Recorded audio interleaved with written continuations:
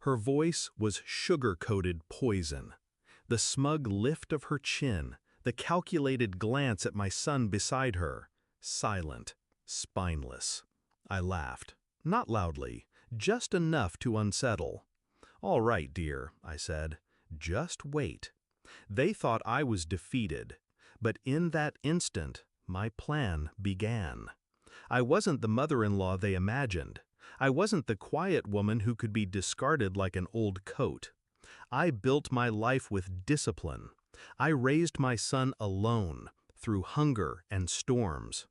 Every cent I earned was stretched into his future. When she entered his world, polished, perfumed, and dripping entitlement, I gave her the benefit of the doubt. I told myself love could change people. But love is often just a mask, and hers was slipping. The signs arrived like whispers.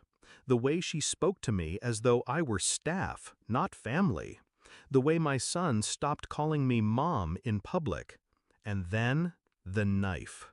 She invited me to lunch, a smile plastered on her lips, venom behind her teeth. "We've decided," she said, as if announcing the weather, "to cancel your wedding invitation." I stared. "You can keep the $60,000 deposit," she added, tapping her nails against the glass. "But if you ever want to see your future grandson, you'll respect our decision." I watched my son avoid my eyes. His silence was louder than her cruelty. That was the day I stopped being his mother and became his executioner. I didn't cry, I didn't beg, I didn't rage. I laughed, because they had no idea who they were dealing with. They thought money could muzzle me. They thought blood ties were chains they could cut at will. But they forgot. I still held the blade. 60,000 was never a loss. It was a key. I used it to hire the kind of man who thrives in shadows. Discreet, efficient, invisible. I gave him one instruction: follow her. Record everything. It didn't take long.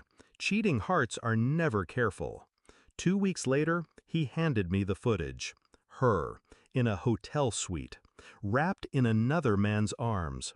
Her laughter, her betrayal, recorded in crystalline clarity. I didn't rush. Timing is everything. Revenge served warm is indulgence. Revenge served cold is art.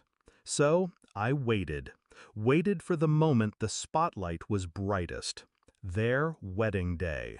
The ballroom was drenched in flowers and champagne. Guests shimmered in designer suits and silk gowns. Cameras flashed. I wasn't there, not in person. They had stripped me of that right, but I didn't need to be. My presence arrived in the form of a USB, delivered to the event planner with a simple note: play this instead of the slideshow. When the lights dimmed, the guests turned to the screen, expecting childhood photos and romantic montages. Instead, the first frame appeared. Her, my future daughter-in-law. Naked vulnerability twisted with betrayal. Her body wrapped around another man. Her lips whispering words not meant for my son. Gasps, shouts, chairs scraping against the marble floor. And then, my son. His face drained of blood, his knees buckled. And right there, in front of hundreds, he fainted. The bride screamed. Her parents scrambled. The room dissolved into chaos. And I sat miles away in my armchair, sipping tea, watching the live stream link my associate had arranged. The moment was mine. He called later, desperate, voice broken. "Mom, please, why? How could you?" I let the silence stretch until it strangled him.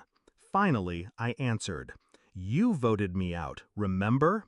This is what democracy looks like." His breath hitched. "But she's pregnant."